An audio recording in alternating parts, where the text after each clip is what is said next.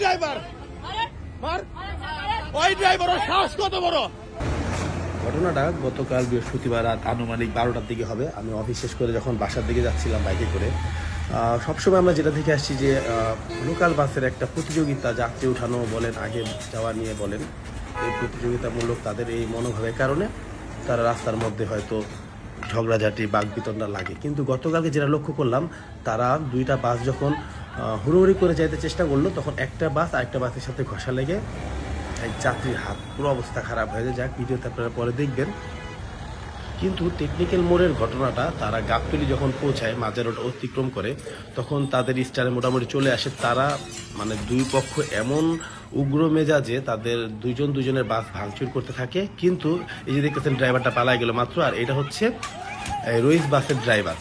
হ্যাঁ, তো আশেপাশে মানুষজন এসে থামানোর চেষ্টা করলো, আর একটা মহিলা চিৎকার করতেছে যে তার মার হাত একদম অবস্থা খারাপ হয়ে গেছে। আশেপাশে মানুষ যখন এসে থামানোর চেষ্টা করলো, তারা কেউই মানলো না। তারা এতটাই মারমুখী হয়ে গেছে যে ওখানে আমার একার পক্ষে কিছু করা সম্ভব হচ্ছিল না। যে এই লোকটা যে এসে থামানোর চেষ্টা করছে, তার সাথে ঝগড়া লেগে গেছে। এই ঠিক এমন অবস্থায় মহিলাটার বাস